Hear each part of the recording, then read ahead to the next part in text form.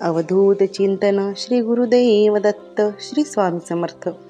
नमस्कार स्वामी भक्तांनो, मी पूजा आपल्या स्वामीमय जीवन या यूट्यूब चॅनलमध्ये तुम्हा सर्वांचं मनापासून स्वागत करते. अनेक वेळा आपण मोठ्या श्रद्धेने, विश्वासाने आणि संकल्प करून सेवा सुरू करतो. स्वामींचे नामस्मरण, जप, पारायण, व्रत किंवा एखादी विशेष सेवा करतो. पण काही दिवसांनी अचानक अडथळे येऊ लागतात. कधी वेळ मिळत नाही, कधी मन लागत नाही, कधी तब्येत बिघडते, तर कधी घरातील परिस्थिती बदलते. मग मनात प्रश्न येतो, मी संकल्प करूनही सेवा पूर्ण का करू शकलो नाही किंवा का करू शकले नाही? स्वामी महाराज माझ्यावर नाराज आहेत का? माझ्याकडून काही चूक झाली का? आज आपण याच विषयावर सविस्तर चर्चा करणार आहोत. मित्रांनो व मैत्रिणींनो, सर्वप्रथम एक गोष्ट लक्षात ठेवा. सेवा अपूर्ण राहिली म्हणून स्वामी तुमच्यावर रागावतात असे कधीही नाही. स्वामी समर्थ हे करुणासागर आहेत. ते भक्ताचा भाव पाहतात, केवळ कृती नाही. जर तुमचा संकल्प प्रामाणिक असेल आणि परिस्थितीमुळे सेवा पूर्ण झाली नसेल तर स्वतःला दोष देऊ नका. स्वामींना तुमच्या मनातील भावना माहीत असतात. कधी कधी स्वामी आपली परीक्षा घेत असतात. आपली श्रद्धा किती दृढ आहे, आपला विश्वास किती मजबूत आहे हे ते पाहतात. अडचणी आल्या की अनेक भक्त सेवा सोडून देतात, परंतु खरा भक्त तोच जो अडचणी असूनही स्वामींचा हात सोडत नाही. जर तुमची संकल्पयुक्त सेवा मध्येच थांबली असेल तर सर्वप्रथम स्वामींच्या फोटोसमोर बसा. मन शांत करा आणि नम्रपणे सांगा, स्वामी, माझ्याकडून सेवा पूर्ण झाली नाही. परिस्थितीमुळे अडथळे आले. मला क्षमा करा आणि पुन्हा सेवा पूर्ण करण्याची शक्ती द्या. हे शब्द मनापासून बोला. स्वामी नक्कीच ऐकतील. यानंतर स्वतःला दोष देणे थांबवा, कारण अपराधी भावना मनातील सकारात्मक ऊर्जा कमी करते. स्वामींना निराश भक्त नको असतो, त्यांना विश्वास ठेवणारा भक्त प्रिय असतो. मित्र आणि मैत्रिणींनो, सेवा अपूर्ण राहण्याची अनेक कारणे असू शकतात. कधी घरातील जबाबदाऱ्या वाढतात, कधी आर्थिक अडचणी येतात, कधी मानसिक ताण वाढतो, कधी अचानक प्रवास करावा लागतो. या सर्व गोष्टी जीवनाचा भाग आहेत. म्हणूनच सेवा थांबली तर घाबरू नका, पुन्हा सुरुवात करा.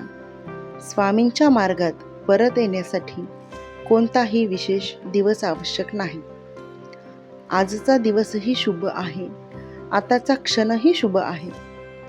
एक गोष्ट लक्षात ठेवा, मोठी सेवा पूर्ण करण्यापेक्षा सातत्य अधिक महत्त्वाचे आहे.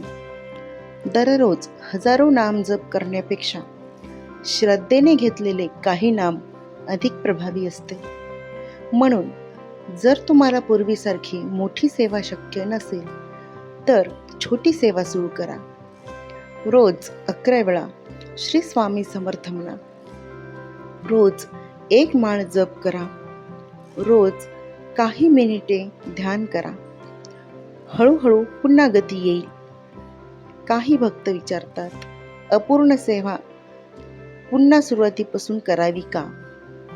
याचे उत्तर असे की जर मन सांगत असेल तर सुरुवातीपासून करा, पण जर ते शक्य नसेल तर जिथे सेवा थांबली होती तिथून पुढे सुरू करा. स्वामींना संख्या महत्त्वाची नाही, भावना महत्त्वाची आहे. मित्र आणि मैत्रिणींनो, कधी कधी सेवा पूर्ण होत नाही कारण स्वामी आपल्याला काही वेगळे शिकवू इच्छित असतात. आपण फक्त फलप्राप्तीच्या अपेक्षेने सेवा करतो, पण स्वामी आपल्याला समर्पण शिकवतात, आपल्याला संयम शिकवतात, आपल्याला विश्वास शिकवतात. सेवेचा खरा अर्थ म्हणजे स्वामींवर पूर्ण श्रद्धा ठेवणे. सेवा पूर्ण झाली तरी स्वामींची कृपा असते आणि सेवा अपूर्ण राहिली तरी त्यामागेही त्यांचीच इच्छा असू शकते. म्हणून परिणामाबद्दल चिंता करू नका. स्वामींवर विश्वास ठेवा. जे घडत आहे ते तुमच्याच कल्याणासाठीच घडत आहे हा भाव ठेवा. जेव्हा जेव्हा मन खचेल तेव्हा तेव्हा एकच मंत्र जपा, श्री स्वामी समर्थ. भिवू नकोस, मी तुझ्या पाठीशी आहे. हा स्वामींचा संदेश आहे. हा संदेश मनात ठेवा आणि पुन्हा नव्याने उत्साहाने सेवा सुरू करा. स्वामींच्या कृपेने अशक्य वाटणाऱ्या गोष्टीही शक्य होतात. आज अपूर्ण वाटणारी सेवा उद्या पूर्ण होऊ शकते. आज बंद झालेले मार्ग उद्या उघडू शकतात. फक्त श्रद्धा आणि सबुरी सोडू नका. चला, शेवटी सर्वजण मिळून स्वामींचे नामस्मरण करूया.